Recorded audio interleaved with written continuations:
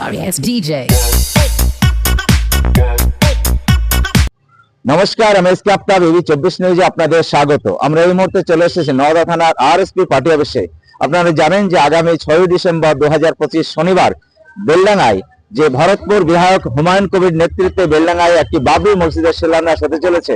এই বিষয়ে আমরা কথা বলে নেব আরএসপি জেলা নেতা হাবিবুর রহমান তথা সোহেলের সঙ্গে।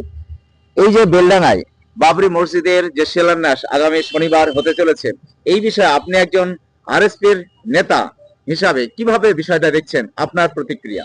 প্রথমত বলবো, এই বাবরি মসজিদ মন্দির এগুলো সরকার বা এই যে যারা জনপ্রতিনিধি আছে তাদের তৈরি করার কাজ নয়। হুমায়ুন কবির আজকে ঘোষণা দিয়েছেন আমাদের যে ভ্রাতৃত্বের সম্পর্কে, যে আমাদের একদম হিন্দু মুসলমান ঐক্য, সেই ঐক্যকে ফাটল ধরানোর জন্য তিনি এই কাজটা করেছেন বলে আমরা মনে করি।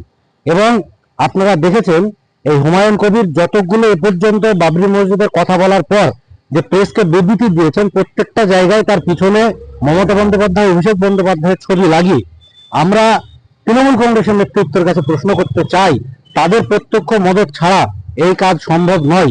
কারণ তৃণমূল এর আগে শৃঙ্খলা ভঙ্গের দায়ে বহু নেতা নেত্রীদেরকে বহিষ্কার করেছেন, কিন্তু আজকে হুমায়ুন কবিরের এই যে আচরণ, এই ব্যবহার এবং মানুষের মধ্যে লড়াই লাগানোর বারবার তিনি চেষ্টা করেছেন, আজকে হিন্দু মুসলমানের দাঙ্গা লাগানোর চেষ্টা করেছেন, কিন্তু তারপরেও দল তার বিরুদ্ধে ব্যবস্থা নেয়নি। মমতা বন্দ্যোপাধ্যায় যেমন দীঘাতে মন্দির তৈরি করছেন, ঠিক অনুরূপ ভাবেই মসজিদ তৈরি করার ক্ষেত্রে হুমায়ুনদেরকে লেলিয়ে দিয়েছে বলে আমরা মনে করছি। তাহলে আপনি এখানে সরকার কি দায়ী করছেন? 100% সরকারকে দায়ী করছি। কারণ আজকে তৃণমূল সরকার 14 বছর আসার আগে এই পশ্চিমবাংলায় মন্দির মসজিদ ছিল, তারা তাদের যে নিজস্ব জায়গায় গিয়ে আমাদের সবাই মসজিদে নামাজ পড়েছে, মন্দিরে গিয়ে তারা তাদের কাজ করেছে। কিন্তু এই সরকার আসার পরে এমন ভাবে বিভাজনের সৃষ্টি করা হচ্ছে যেন একজন অপরের শত্রু।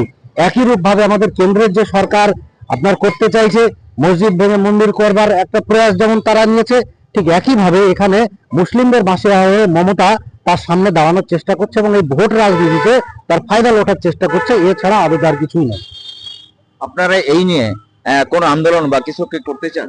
আমরা প্রোগ্রাম রাখতে চান? 6 ডিসেম্বর প্রতিবার যে আপনার আমরা প্রোগ্রাম করি।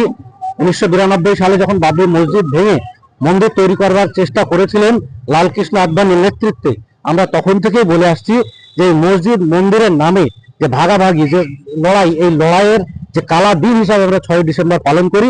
এবছরে আমরা সেই একইভাবে আমরা মানববন্ধনের যে কাজ, আমরা সেই মানববন্ধনের কাজ এবছরও করব। আর সর্বোপরি আর একটা কথা আপনাদের সামনে বলতে চাই, যে হুমায়ুন কবির আজকে মুসলিমদের মাসে দাঁড়ানোর চেষ্টা করছেন, এই হুমায়ুন কবিরের পিছনটা একটু ফিরে দেখা দরকার। তিনি কংগ্রেস, নির্দল এবং বিজেপির জয় শ্রীরাম ধ্বনি দিয়েও তিনি একসময় ভোট বৈতরণী পার করবার চেষ্টা করেছিলেন, মানুষ ভুলে যায়নি। তখন নরেন্দ্র মোদীর ছবি লাগিয়েছিলেন তিনি এবং বড় বড় করে মাথায় তিলক দিয়েছিলেন তিনি। আজকে তিনি যদি মুসলিমদের মাসিয়া হওয়ার কথা বলেন তাহলে জনসাধারণ মেনে নেবে না। আমাদের পশ্চিমবাংলার সুবুদ্ধি সম্পূর্ণ মানুষদের প্রত্যেকের ধারণা আছে এই ভোট রাজনীতির জন্যই, ভোট পাওয়ার জন্যই আজকে এই যখন তৃণমূলের জামানায় এসে 14 বছরে তারা কোনো কাজ করেনি, না বেকারদের জন্য কাজ করেছে, না কর্মসংস্থান করেছে, না গরিব মানুষের, খেটে খাওয়া মানুষের, কোনো মেহনতি মানুষের কোনো কাজের ব্যবস্থা করতে পেরেছে, না কোনো উন্নয়ন হয়েছে। আজকে ঠিক সেই জায়গায় দাঁড়িয়ে দুর্নীতিতে যখন একেবারে ডুবো অবস্থা, তখন চাইছে এই ভোট রাজনীতির জন্য ধর্মকে খাড়া করে ধর্মের নামে ভোট চাওয়ার এই যে একটা প্রয়াস তারা চেষ্টা করেছেন বলে আমরা মনে করি। এটাও কি আপনি মনে করছেন তাহলে যে সামনে বিধানসভা ভোট, সেই ভোট উপলক্ষেই এটা 100 বার? কারণ এই বিধানসভা উপলক্ষে মমতা বন্দ্যোপাধ্যায়ের আছে কোনো ট্রাম্প কার্ড নেই, তাই এখন একমাত্র ট্রাম্প কার্ড বেঁচে আছে সেটা হচ্ছে হিন্দু মুসলমানের মধ্যে ভাগাভাগি করে 1% ভোট বিজেপি পাক, 1% ভোট বড় ভোট মমতা বন্দ্যোপাধ্যায় পাক। ঠিক সেই রকম ভাবে এখন মমতা বন্দ্যোপাধ্যায়ের সামনে দুটো রাস্তা খোলা, এক হচ্ছে এসআইআর আর এক হচ্ছে ধর্মের নামে ভাগাভাগি করা। এসআইআর এর নামে তিনি তার বড় দাদা হিসেবে নরেন্দ্র মোদীর যে প্রয়াস চালিয়েছেন গোটা পশ্চিমবাংলা সহ গোটা এলাকায়, আজকে মমতা বন্দ্যোপাধ্যায় তার ছোট ছোট ভাইদের মাধ্যম দিয়ে হিন্দু তৃণমূলের পক্ষ থেকে বলা হয় যে রাজনৈতিক ফায়দা লুটতে ধর্মীয় যে ইস্যু এইগুলো নিয়ে বিজেপি পার্টি করে ধর্মীয় নিয়ে, কিন্তু তৃণমূল তো এইভাবে ধর্মীয় নিয়ে পার্টি করে না। আমরা বলি বিজেপি আর তৃণমূল মুদ্রার এপিটা রুপিট। যদি বিজেপি তার একদম খসড়া এজেন্ডা, তারা হিন্দুত্ব এবং হিন্দু রাষ্ট্র চায়, একই রূপ ভাবে মমতা বন্দ্যোপাধ্যায় তার উল্টে পদক্ষেপ নিয়ে মুসলমানদের কাছে বলতে চাই তিনি যে তিনি মুসলমানদের ত্রাতা এবং আপনারা লক্ষ্য করে দেখেছেন 21-এর বিধানসভা ভোটের আগেও তিনি বারবার করে বলবার চেষ্টা করেছিলেন যে কোনো মুসলিমদেরকে এদেশ থেকে তাড়ানো দেব না। আবার এখন তিনি বলছেন যে তিনি থাকতে তাড়ানো দেবে না। আমরা প্রশ্ন করতে চাই যে ভারতবর্ষের যে সংবিধান, সেই সংবিধান একজন সাধারণ মানুষ থেকে শুরু করে দেশের যে প্রধানমন্ত্রী, দেশের যে মুখ্যমন্ত্রী একই সমান অধিকার দেয় দেশে বসবাস করবার। কেউ কাউকে তাড়ানোর ক্ষমতা কেউ কোনোদিন কাউকে দেয়নি।